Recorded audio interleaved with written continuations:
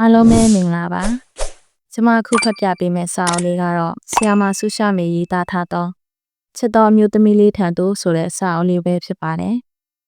နားဆင်ခန်းစားပေးကြပါအောင်ရှင်ချစ်တော်အမျိုးသမီးလေးထံသို့လေး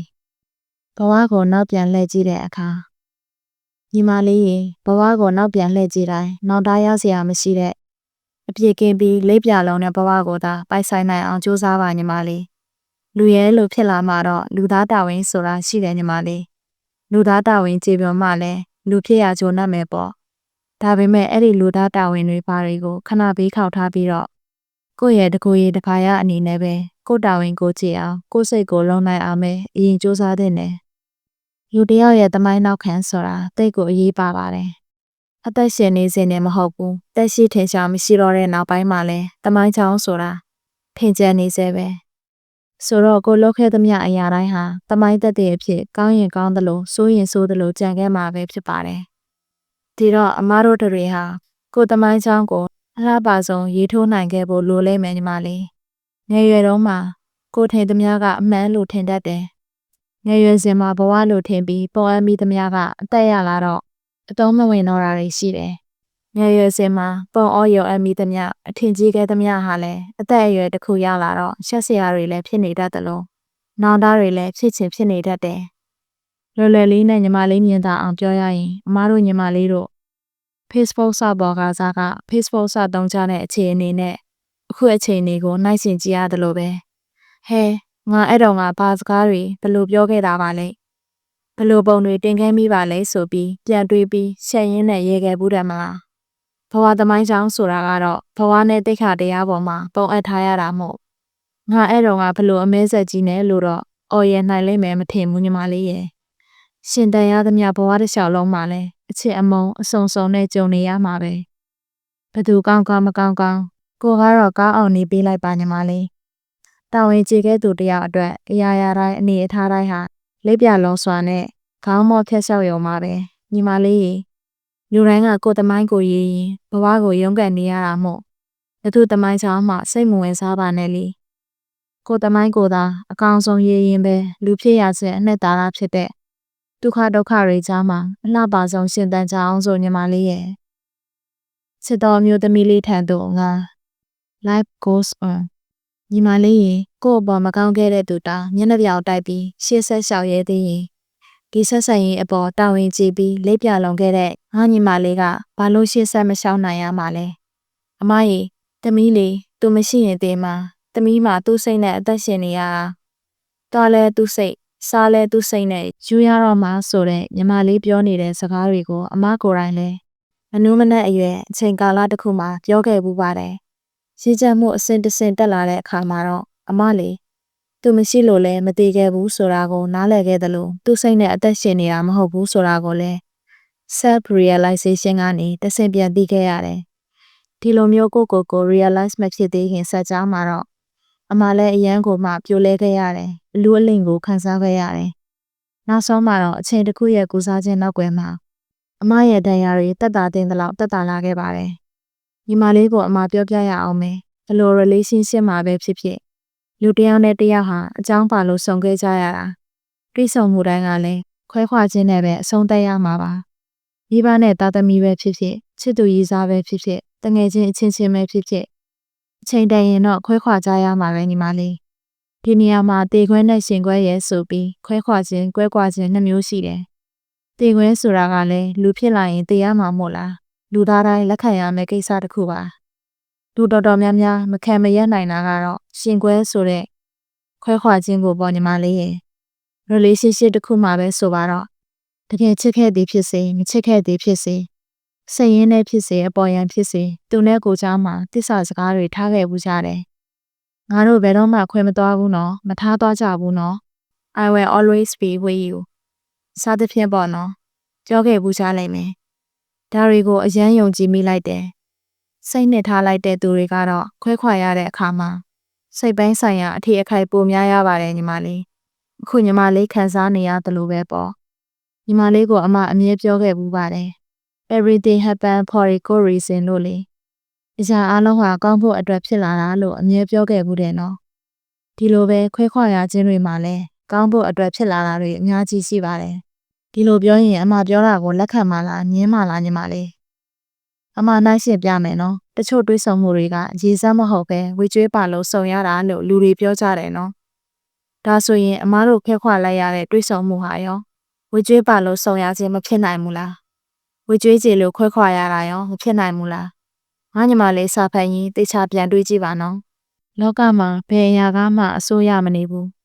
အာမခံချက်ရှိမနေဘူးမတည်မြဲခြင်းတွေနဲ့ပဲကဘာကြီးဟာလက်ပတ်နေတယ်ညီမလေးဒါကြောင့်ဘလို့ဆက်ဆက်ရေးကမှလည်းတက်ဆုံးတိုင်ခိုင်မြဲနေမှာမဟုတ်လေဘူးကိုယ့်ကိုထားသွားတယ်ထားခဲ့ခံလိုက်ရတယ်ဆိုရင်ဝမ်းသာလိုက်ပါလို့ပဲအမပြောချင်ပါတယ်ဘာလို့လဲဆိုတော့အချိန်ကာလလေးတစ်ခုမှတာကိုယ့်ဘက်ကနေမမမက်မက်ရှိမနေနိုင်ဘူးကိုယ့်အပေါ်ကိုနားလည်မပေးနိုင်ဘူးဆိုရင်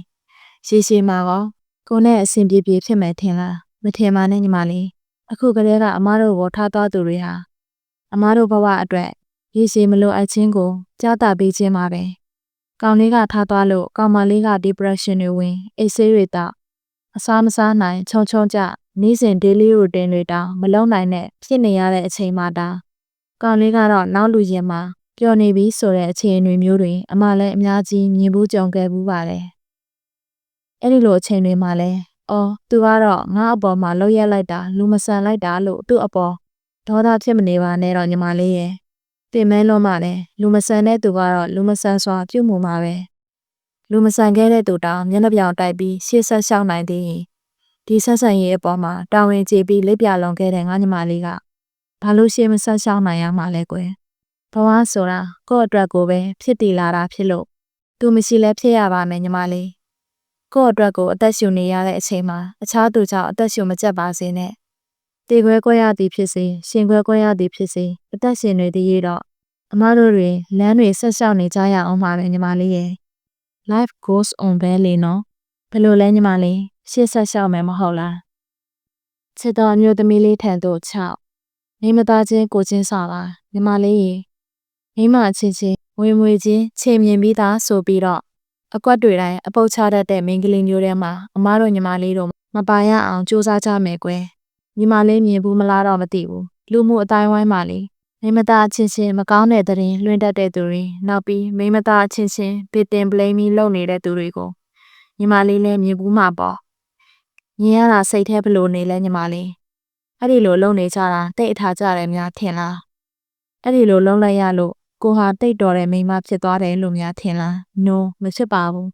ယောက်ျားတွေဘလို့နေတယ်ဘလို့ထိုင်နေတာအသေးစိတ်ကအစလိုက်ကြည့်ပြီးမပြောကြတာမကဲ့ရဲ့ကြတာမိန်းကလေးတယောက်ဘာလုပ်နေတယ်ဘာဝိတဲကအစအကုန်လိုက်ကြည့်ပြီးတော့ကြောတတ်ကြတဲ့မိန်းကလေးတွေရှိတတ်တယ်ညီမလေးဟဲအကောင်မကလေးဘာကြီးဝစ်ထားတာဘလို့ကြီးဝစ်ထားတာသူလေးဘာတွေလုပ်နေတာသူရေးစားကဘလို့ဆိုပြီးကိုထမင်းကိုစားပြီးသူများအကြောင်းအားရပါရထိုင်ပြောတတ်တဲ့မိန်းမတွေအများသားမို့ငါညီမလေးကိုတော့ဆင်ခြင်စေချင်တာပဲမိန်းမတယောက်ဘာဗရန်ဝစ်ထားတယ်ဘာအတူတွေဝစ်ထားတယ်အဲ့ဒီမိန်းမကဘလို့ပညာဘသူနဲ့တွဲနေတာကစလို့ဘသူနဲ့ပြတ်သွားပြီအစုံကိုအရေးမဟုတ်လဲထိုင်ပြီးပလိန် Facebook မှာလင်ပြန်လို့တဲ့ post တက်လာလဲကိုနဲ့မစီမဆိုင်ဝင်ဆဲပေးလိုက်စနိုက်ကြော်တဲ့ post တက်လာရင်လဲဟိုလူဘက်ကနားပေးလိုက်ဒီလူဘက်ကဝင်ဆဲပေးလိုက်နဲ့မပြီးနိုင်တော့ပါဘူးအဆိုးဆုံးကတော့ sexual abuse case တွေမှာမိမအချင်းချင်းဗစ်တင်ဘလိမ်မီလောက်တာကရုံဆိုးအကြည့်တန်ဆုံးပါတယ်အမားမှန်သိတာမသိတာကနောက်ထားအဲ့ကောင်မလေးကအနေထိုင်မတက်လို့လေသူကတိတ်ရွနေတာကိုဖြတ်မှာပေါ့ဆိုတဲ့ပေါ့ပေါ့လွယ်လွယ်လေးဝေဖန်တတ်ကြတဲ့ပါဇက်တွေကိုလိုက်ကြည့်လိုက်အမျိုးသမီးအများစုဖြစ်နေတာတိတ်ကိုရင်နာဖို့ကောင်းတာပဲမိမသားချင်းချင်းကုညီဖေးမရမယ်အစားစာနာထောက်ထားရမယ်အစားမို့ချိုးမြစ်ချိုးတွေပြောနေလိုက်တာများမြင်လို့လည်းမကောင်းဘူးကြားလို့လည်းမကောင်းပါဘူးလူတိုင်းဒီပါအတင်းပြောတတ်ကြတယ်ဆိုတာမှန်ပါတယ်အမလက်ခံတဲ့ညီမလေးဒါပေမဲ့ညီမလေးစဉ်းစားကြည့်ပါနော်မိမအချင်းချင်းအเจ้าမဲ့ထိုင်ပလင်းနေတာတော့မဖြစ်တင်ဘူးမဟုတ်လားကိုထမင်းကိုစားပြီးသူများအเจ้าကိုရေထိုင်တောက်ပြီးပြောနေသလိုပဲဘာအကျိုးရှိမှလဲညီမလေးရင်ဒီနေရာမှာကို့အမေကို့အမကို့ညီမသားဆိုရင်ကောလက်ပိုက်ထိုင်ကြည့်နေနိုင်မှာလားညီမလေးကိုချင်းစာပြီးတွေးပေးရင်အရာရာအဆင်ပြေပါတယ်ညီမလေးရဲ့မိမသားချင်းချင်းမဖြစ်တင်တာမဖြစ်အောင်မမားတင်တာမမားရအောင်လွဲနေတာလေးတွေတက်သွားအောင်တောင်းအချင်းချင်းဝိုင်းကူညီရမှာပါထိုင်ဆဲထိုင်ပလိန်နေဖို့မဟုတ်ပါဘူးညီမလေးဒါတွေကအမားတို့မိမသားအချင်းချင်းကိုချင်းစာနာထောက်ထားတဲ့ကျင့်ဝတ်တစ်ခုအနေနဲ့ ငါညီမလေးကိုအမြဲတည်ထားစေခြင်းနဲ့ကိုယ့်ထက်အခြေအနေနေပါတဲ့အမျိုးသမီးတူဦးနဲ့တွေ့ဆုံတဲ့အခါငါဟာဘလို့မေးမှပါလို့ခုံယူပြတာသူ့အားနည်းချက်ကိုနင်းပြီးရက်ကြော်ရွာကြော်လုပ်ပြီးပွဲရှာတာမိမသားချင်းချင်းအပြစ်မြင်လွယ်ပြီးရှောင်ချခဲ့ရလိုက်တဲ့အပြုတ်မှုတွေကကိုယ့်ကိုစမတ်မကျစေပါဘူးဒီလိုမျိုးပြုတ်မှုလိုက်လို့ထက်မြက်တဲ့မိမလည်းဖြစ်မသွားပါဘူးကိုယ့်ရဲ့အိမ်မေးတွေနဲ့စိတ်သက်ရေးရတွေပဲတဖြည်းဖြည်းရိုးရောပျက်စီးလာမှာပါညီမလေးကြားလေလူပတ်ဝန်းကျင်မှာနှာခေါင်းရှုပ်အထင်သေးစရာဖြစ်လာမှာပါကိုယ့်ရဲ့အပြုတ်မှုကိုယ့်ရဲ့စကားတခွန်းကြောင့်တစ်ဖက်သူကိုစိတ်တန်ရာအမဲဆက်ကြီးဖြစ်မသွားပါစေနဲ့ဖေးဖေးမမချစ်ချင်နာဆက်ဆံပါအမျိုးသမီးတွေရဲ့ပုံရိပ်ကိုအမျိုးသမီးတွေကိုယ်တိုင်ပဲလှပအောင်ဖန်တီးကြရတာပါနေရာတိုင်းမှာမလိုအပ်တဲ့အမုန်းစကားတွေကြောင့်အယုံမစိုးစေခြင်းမူဒါကြောင့်အမတို့တွေအားလုံးမိမသားချင်းချင်းကိုချင်းစာနာညှတာကြရအောင်ညီမလေးချစ်တော်မျိုးသမီးလေးထံသို့ခွန်ဒါတွေကဘဝမဟုတ်ပါ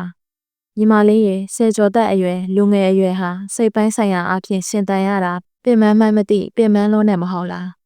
အမတို့လည်းကြုံနေရတဲ့စိတ်အခြေအနေတွေမှုလေငါညီမလေးကိုလည်းကိုချင်းစာပါတယ်အမတို့တွေဒီအရွယ်မှာ physical stress ထက် mental stress တွေကပိုများနေတတ်တယ်တခါတလေမှာခေါင်းစဉ်တက်မရတဲ့စိတ်ဓာတ်ကျစရာတွေရှိနေတတ်တယ်ခေါင်းစဉ်တက်စရာမဲရမရှိပဲ depression ဖြစ်နေတတ်တယ်ဒီလို mental stress ဖြစ်စေတဲ့ factor တွေအများကြီးရှိတယ်ညီမလေးအခုပြောမဲ့ဘဝမဟုတ်တာတွေကိုဘဝလိုထင်မှတ်နေတဲ့ကိစ္စတွေကလည်းအပါဝင်ပေါ့ဆယ်ကျော်သက်အရွယ်ဆိုတာလေကိုယ့်ကိုယောက်ျားလေးတွေကလာကြရင်သဘောကျတယ်ကိုယ့်ကိုအထာပေးရင်မခုတ်တရုံနဲ့ပြောတတ်ကြတယ်သူများတွေရီးစားထားတာမြင်တော့ကိုလည်းရီးစားထားခြင်းနဲ့တကယ်ချစ်လို့ထားတဲ့သူလည်းရှိမယ်အဲ့လိုမဟုတ်ဘူးသူများတွေထားလို့လိုက်ထားတာမျိုးလည်းရှိမယ်ရီးစားမရှိရင်ခုံငယ်တယ်လို့တွေးချင်တွေးမယ်ရီးစားတယောက်နဲ့ပြက်လဲရီးစားမရှိရင်ကိုမနေတတ်မထိုင်တတ်နဲ့နောက်တစ်ယောက်ထပ်ထားခြင်းနဲ့ဒါမျိုးတွေရီးစားများမှစတိုင်ကြတယ်အထာကြတယ်လို့ဘဝတစ်ခုလိုအရေးကြီးတဲ့အလားထဲမှတ်နေကြတဲ့သူတွေအများကြီးပဲညီမလေးဆယ်ကျော်သက်အရွယ်ရီးစားထားကြတာတဘာဝပဲမို့ငါညီမလေးရီးစားထားမယ်ဆိုလဲအမကမတားပါဘူးတားစရာကိစ္စမှမဟုတ်တာပဲဒါပေမဲ့အရွေးမမားဖို့နဲ့ဘဝကြီးတစ်ခုအရန်စိတ်မနှင်းမိဖို့တော့လိုတာပေါ့ငယ်ရွယ်တုန်းမှာရထားခဲ့သမျှအရာတွေကိုဘယ်အရာမှထာဝရတည်မြဲလိမ့်မယ်လို့တရည်တည်တွက်မထားနဲ့ညီမလေးလောကမှာဘယ်အရာမှအဆိုးမရဘူးအာမခံချက်ရဲ့လို့မရှိဘူး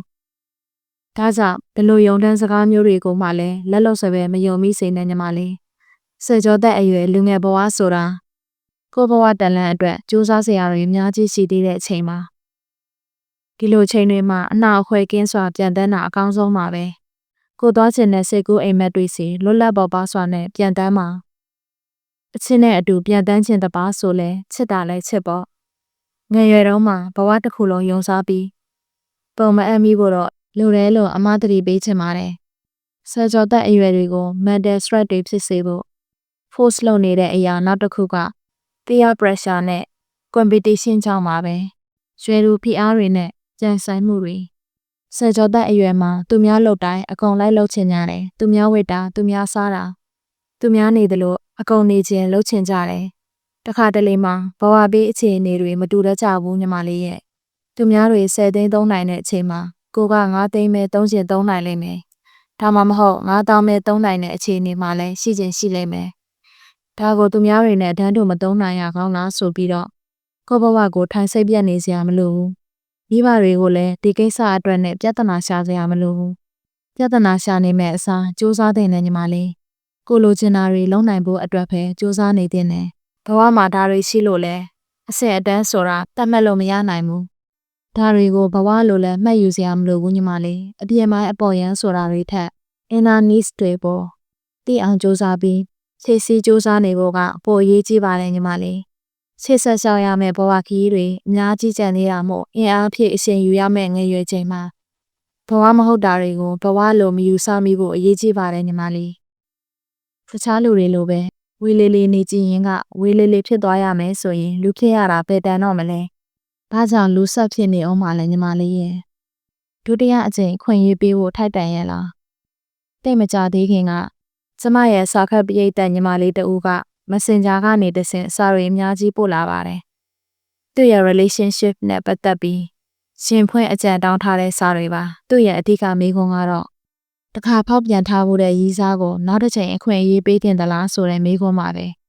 ဒုတိယအကြိမ်ခွင့်ရေးပေးတင်တယ်မပေးတင်ဘူးဆိုတာကကာယကံရှင်ရဲ့ဆုံးဖြတ်ချက်သာဖြစ်လို့ကျမအနေနဲ့လည်းအဖေအားခတ်တဲ့မိခွန်းတစ်ခုပါပဲဒါပေမဲ့အဲ့ဒီညီမလေးကိုတီးထားတဲ့အရာလေးတွေတော့ပြောပြဖြစ်ခဲ့ပါတယ်ဖောက်ပြန်နေဆိုတဲ့ကိစ္စဟာချစ်သူသမီးစားတွေအိမ်တော်ရှင်လင်မယားတွေကြားမှာခဏခဏကြားရလေးရှိတဲ့စကားလုံးပါပဲဖောက်ပြန်နေဆိုတာတော့အားလုံးသိကြတဲ့အတိုင်းကာမပိုင်ယောက်ျားဖြစ်စေမိန်းမဖြစ်စေပိုင်ရှင်ရှိသောယောက်ျားဖြစ်စေမိန်းမဖြစ်စေရှိသောသူနဲ့ညီစွန်းတာကိုဖောက်ပြန်တယ်လို့ခေါ်ပါတယ်ဖောက်ပြန်တယ်ဆိုတာလေကာမအရာမကျူးလွန်မဲစိတ်နဲ့ဖောက်ပြန်ရင်တောင်ဖောက်ပြန်တာပါပဲကိုယ်နဲ့အတူရှိနေပြီးတခြားသူတရားအပေါ်စိတ်ရောက်နေတာကလည်းတနည်းအားဖြင့်ဖောက်ပြန်ခြင်းပါပဲဖောက်ပြန်တယ်ဆိုတဲ့နေရာမှာလည်းအမျိုးမျိုးရှိတယ်တစ်ခါတလေမှာတော့ချစ်သူနှစ်ယောက်အနေဝေးနေတဲ့အနေအထားမှာနီးစပ်ရနောက်လူအပေါ်ခဏတာတာယာမိတာဆက်ရမိတာမျိုးရှိတတ်ကြတယ်လို့အခုလက်ရှိတွဲနေရင်းနဲ့ကိုစိတ်မရှိတော့လို့ရိုးသွားလို့ဤသွားလို့မပေါင်းချင်တော့လို့တိတိရင်းနဲ့ဖောက်ပြန်တာမျိုးအတိတ်စာတာမျိုးလည်းရှိတတ်ပါတယ်ဒါမျိုးကတော့တစ္ဆာမရှိဘူးဆိုတဲ့ပေတံနဲ့တိုင်းရင်ပုံမှန်လောက်ပါတယ်တစ္ဆာတရားဆိုတာတိတ်ခိုင်မှရတယ်ခိုင်ဖို့အတွက်လည်းခက်ခဲတယ်မေတ္တာခြုံလို့လုံးတယ်တစ္ဆာခြုံလို့လုံးတယ်ဆိုတာအဲ့ဒီမေတ္တာတရားတစ္ဆာတရားမှာအပြည့်အနာစာကင်းရတယ်ခိုင်ခန့်နေမှရတယ်မလုံတလုံးမခိုင်တခိုင်တစ္ဆာတရားနဲ့ခြုံလို့လုံးတယ်လို့တော့ဘယ်ရှိလိမ့်မလဲဘယ်လိုလဲဆိုတော့ကျမတို့ကပုထုဇဉ်တွေဖြစ်တယ်လူသားတစ်ပါးရဲ့လူစိတ်ဆိုတာရင်းရိုင်တတ်ကြတယ်ယောက်ျားဖြစ်စေမိန်းမဖြစ်စေဖောက်ပြန်မှောင်မားမိတာမျိုးရှိတတ်ကြတယ်ဒါဟာချစ်လိဖြစ်တာရှိတဲ့သဘောတဘာဝပဲနှစ်ယောက်စလုံးတယောက်ကိုတယောက်ချစ်နေတာပဲသူကဘာလို့အဲ့လိုဖောက်ပြန်တယ်လဲမေးရင်လူတယောက်ရဲ့စိတ်ဟာတသမတ်ထဲရှိမနေတတ်ဘူးလို့ပဲပြန်ဖြေရမှာပဲဒါကြောင့်အဖေကသမီးကိုပြန်ပြီးအာရမကျင့်တာအဖိုးကမြေးကိုဦးလေးကဒူမကိုစသဖြင့်ပေါ့ဒါမျိုးတွေဖြစ်တာပေါ့ဒါဟာအဖေအဖိုးဦးလေးဒါမျိုးမလုပ်တင်ဘူးဆိုတဲ့စိတ်သာတသမတ်ထဲရှိခဲ့ရင်ဒါမျိုးတွေဖြစ်မလာဘူးလူတယောက်ရဲ့တစ္ဆာဆောင်ထိန်မှုဆိုတာသူ့ကိုယ်သူတကိုယ်ရည်တန်မိုးထားမှုအပေါ်မှာမူတည်တယ်ငါဟာဘလို့လူလဲငါဟာဘလောက်ထိစောင့်စည်းမှလဲငါဘလောက်ထိတစ္ဆာတရားအပေါ်အလေးထားမလဲဆိုတာတွေကိုကိုယ်တိုင်သတ်မှတ်ပါတယ်ဒါကြောင့်ဒါတွေဟာလူတယောက်ရဲ့ဇယိုင်းနဲ့အမှုအကျင့်အပေါ်မှာအများကြီးပေါ်လွင်စေပါတယ်တစ္ဆာဆောင်သိမယ်ဆိုတာကလည်းကိုယ်စိတ်ပဲဖောက်ပြန်တာကလည်းကိုယ်စိတ်ပဲအဓိကကတော့မကောင်းတဲ့အရာကိုလုပ်ရမှဆက်တဲ့စိတ်ဆောင်ထိန်တတ်တဲ့စိတ်နဲ့ပဲဆိုင်ပါတယ်ဖောက်ပြန်ခံရတာကလေယောက်ျားဖြစ်စေမိန်းမဖြစ်စေဘသူအတွက်မဆိုအဆက်ရစေတယ်မိန်းကလေးတယောက်အနေနဲ့တော့တစ်ချိန်တစ်ခါဖောက်ပြန်ခံရတယ်ဆိုတာကိုပဲတိတ်လဲရှက်စရာကောင်းတိတ်လဲမခံချင်စရာ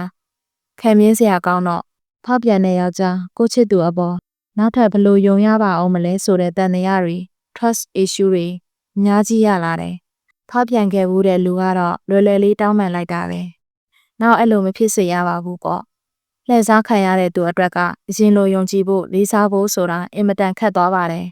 ကြက်နိုင်လားဆိုတော့လည်းမပြတ်နိုင်ဘူးပြတ်လို့မရတဲ့အခြေအနေတွေကလည်းရှိနေမယ်ဆိုရင်ဘယ်လိုဆက်လုပ်ရမလဲဆိုတဲ့မေးခွန်းတွေကပါလာတာပေါ့အဲ့မေးခွန်းအတွက်အဖြေဖြေဖို့အတွက်လက်ရှိအခြေအနေနဲ့အဖြေရဲ့နောက်ဆက်တွဲတွေကိုကာယကံရှင်ကိုယ်တိုင်ကအတီးဆုံးဖြစ်ပါတယ်ကာယကံရှင်ကိုယ်တိုင်ဖြေရမယ့်မေးခွန်းမို့လို့ကျမမဖြေတဲ့အပြင်ပြန်ပြီးပဲမေးလိုက်ပါတယ်လူတိုင်းမှားတတ်ကြတယ်အမှားကင်းတဲ့လူရဲ့လို့လောကမှာမရှိကြပါဘူးလူတိုင်းမှားတတ်ကြတယ်ဆိုပေမဲ့အမြဲမှားနေလို့တော့မရဘူးပေါ့အမှားသိရင်အမှန်ပြင်ရတယ်အမှန်သိရင်အမှန်အတိုင်းရှေ့ဆက်ကြရတယ်ဒါမှကျမတို့ကလူလို့ခေါ်တိုင်းမှာပါလူတိုင်းဟာအမှားနဲ့မကင်းစားတာမို့အဲ့အမှားအတွက်ပြင်ဆင်စေးကြောဖို့အတွက်အခွင့်အရေးဆိုတာထိုက်တန်ပါတယ်second chance ဆိုတာရလိုက်တယ်ဒါပေမဲ့အမှားကိုအမှန်ပဲသိဖို့တော့လိုအပ်တယ်တေချာစေးကြောဖို့လိုတယ်အမှားကိုပြင်ဖို့လိုတယ်တခါမှားဖို့တဲ့အမှားဟာနောက်တစ်ချိန်ထပ်မှားစေရမလိုဘူးကျမတို့အနေနဲ့ကကိုယ်အခွင့်အရေးပေးမဲ့လူတစ်ယောက်ဟာ second chance လို့ခေါ်တဲ့